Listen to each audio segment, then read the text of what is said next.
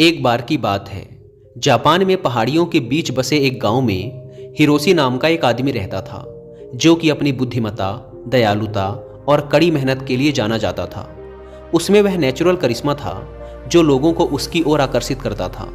पर एक बात की कमी उसे हमेशा खलती थी कि उसे वह सम्मान नहीं मिल रहा है जिसका वह हकदार है, और इसकी वजह थी उसकी 6 आदतों का एक समूह जो उसके विकास में बाधा डाल रहे थे और उसे उसकी क्षमता तक पहुंचने से रोक रहे थे।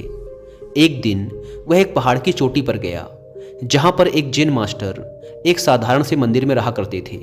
वह जैन मास्टर उस पूरे क्षेत्र में अपनी बुद्धि और आत्मज्ञान के लिए प्रसिद्ध थे। जैन मास्टर ने जैसे ही हिरोशी को अपनी तरफ आते देखा, उन्होंने एक लंबी मुस्कान के साथ उसका स्वागत किया और उसे बड़े ही प्रेम से बैठने के लिए कहा। इसके बाद हिरोशी अपना दिल खोलकर अपने संघर्ष और मुश्किलों की कहानी जैन मास्टर को सुनाने लगा। इन्हीं संघर्षों को वह अपने जीवन की सबसे बड़ी समस्या मानता था। उसकी सारी समस्याओं का मुद्दा केवल एक था कि उसे सम्मानित महसूस नहीं होता था। जैन मास्टर उसकी सारी बातों को ध्यान से सुनते जा रहे थे और बीच बीच में अपना सिर भी हिलाते जा रहे थे। जब हिरोशी ने अपनी बात खत्म कर ली और चुप हो गया, तो जैन मास्टर ने बहुत ही शांत और सुखद आवाज में कहा, प्रिय हिरोशी, सम्मान अर्जित किया जाता है। दूसरों का सम्मान पाने के लिए तुम्हें पहले खुद का सम्मान करना सीखना होगा, और ऐसा करने के लिए तुम्हें उन 6 आदतों को पीछे छोड़ना होगा जो तुम्हें आगे बढ़ने से रोक रही हैं। हिरोशी ने उम्मीद भरी नज़रों से जैन मास्टर की ओर देखा, क्योंकि वो ये जानने के लिए उत्सुक था कि वो 6 आदतें कौन सी हैं और उनसे छुटकारा कैसे पा सकते हैं। जैन मास्टर ने आदतों को बताना शुरू किया। जैन मास्टर ने कहा, पहली आदत जो तुम्हारे काम में सबसे बड़ी बाधा है और तुम्हें छोड़नी चाहिए, वो है काम को टालना। अपने काम में देरी करके तुम खुद को आगे बढ़ने और महानता हासिल करने के लिए उचित अवसर से दूर हो जाते हो। काम को टालने का अर्थ है अपनी सफलता को टालना। याद रखो, अगर तुम उस काम को टाल रहे हो तो कोई और उस काम को करके उस सफलता को छीन ले जाएगा और तुम्हारा सपना सिर्फ सपना बनकर ही रह जाएगा। इसीलिए अनुशासन अपनाओ और अपनी जिम्मेदारियों को पूरे मन से निभाओ।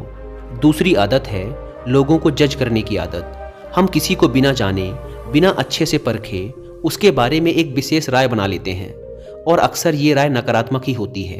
राय बनाने का मतलब है कि फिर हम उस चीज़ या उस इंसान को वैसा नहीं देख पाएंगे जैसा वो असल में है, क्योंकि हमारी राय इसमें हमारी बाधा बन जाती है और हम उस इंसान, वस्तु या परिस्थिति के मूल स्वभाव को समझने में विफल रह जाते हैं। जैन मास्टर का कहना था कि किसी को भी बिना अच्छे से जाने या किसी भी परिस्थिति को बिना समझे हमें उसके बारे में अपनी नकारात्मक या सकारात्मक राय नहीं बनानी चाहिए। तीसरी आदत जैन मास्टर ने बताई कि हर चीज़ के लिए दुखी होना बंद करो। हर परिस्थिति और हर चीज़ हमारे नियंत्रण में नहीं हो सकती, और ना ही हर चीज़ हमारी इच्छा अनुसार होगी। हमेशा कुछ न कुछ ऐसा होता ही रहेगा जो हमारी मर्जी के खिलाफ होगा। इसीलिए जो चीज़ें तुम्हारे नियंत्रण में नहीं हैं और जिनके लिए तुम कुछ भी नहीं कर सकते, उनके लिए दुखी होना बंद करो। चौथी आदत है जलन और ईर्ष्या को दूर करो, और तुम्हारे अंदर जो भी शिकायतें, जो भी असंतोष है, उसे भी हटाओ। बेवजह की ईर्ष्या और गुस्सा अपने मन में रखकर हम खुद को ही नुकसान पहुंचाते हैं। इसके कारण हमारे भीतर डर और शंका पैदा होती है, जिससे बुद्धि दूषित हो जाती है और भ्रम पैदा होने लगता है, और भ्रम की वजह से किसी भी काम में सफलता नहीं मिल पाती। इसीलिए जितना जल्दी हो सके खुद को इन नकारात्मक आदतों से दूर करो। 5वीं आदत जिसे तुम्हें छोड़ देना चाहिए, वो है दूसरों को दोष देने की आदत। किसी भी गलती का दोष दूसरों पर डाल देना ये बहुत ही गलत बात है। इससे समाज में हमारी बहुत ही खराब छवि बनती है और हमारा ध्यान गलतियों से सीखकर आगे बढ़ने की बजाय गलतियों को छिपाने और दूसरों को गलत साबित करने में लग जाता है।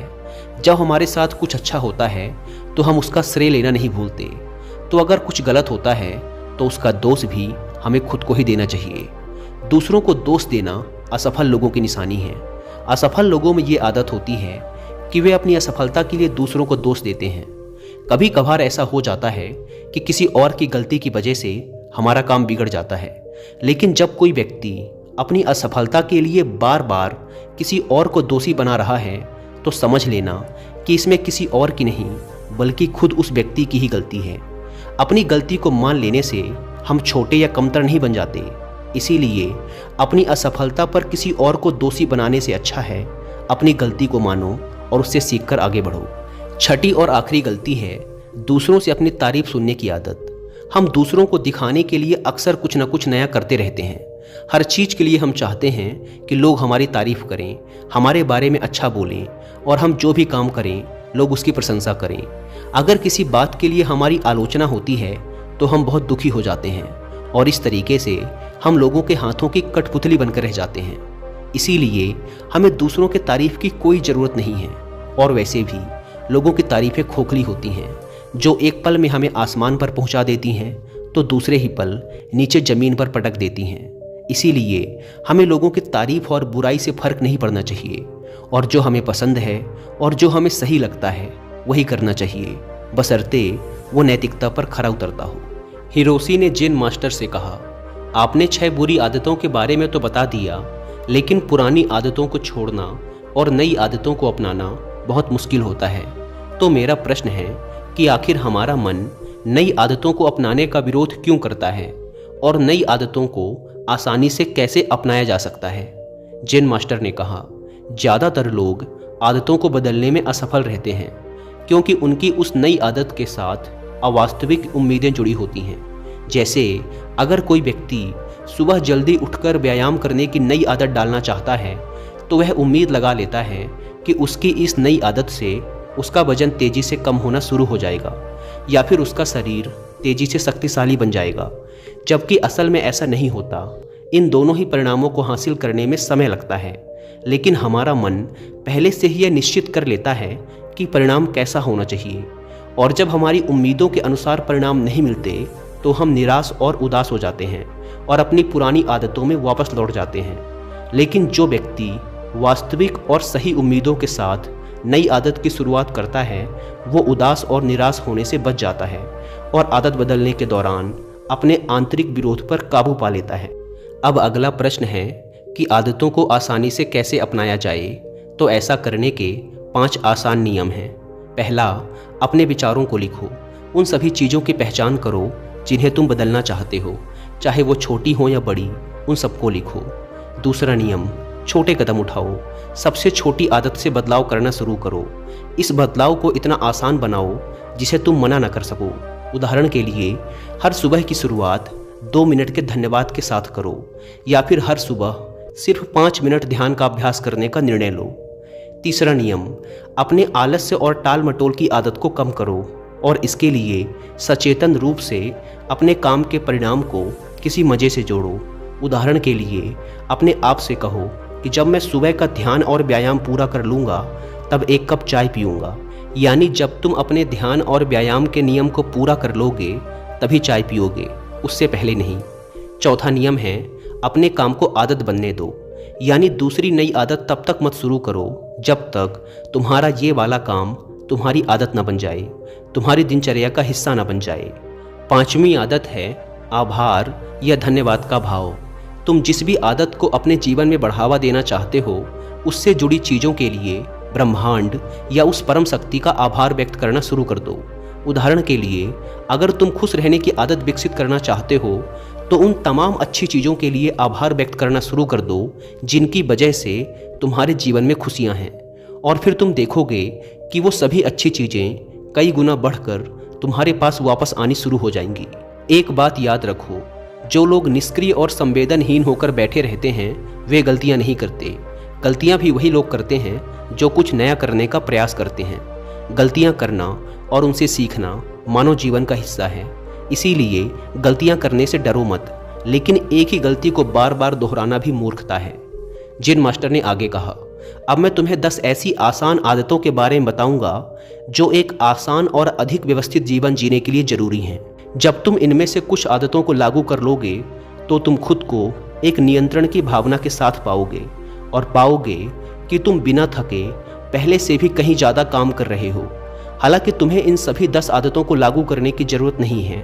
इनमें से कुछ आदतें दूसरों की तुलना में ज़्यादा लागू होंगी। ये तुम्हें तय करना है कि कौन सी आदत तुम्हारे लिए काम करेगी।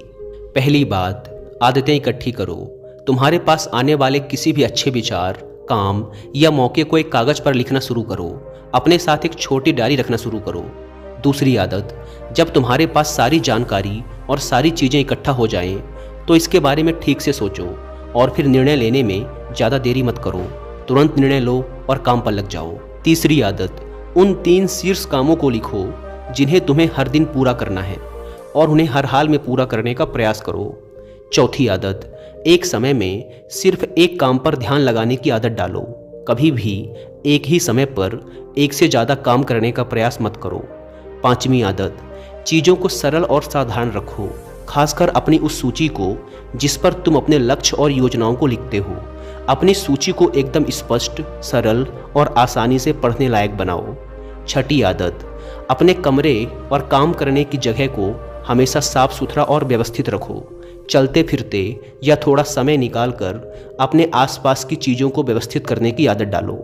सातवीं आदत, साप्ताहिक लक्ष्य निर्धारित करना और उसे बार बार जांचना कि वो पूरी तरह से सही हैं, और अगर कुछ बदलाव करने हैं तो तुम वो भी कर सकते हो। आठवीं आदत, आदतों को आसान बनाओ।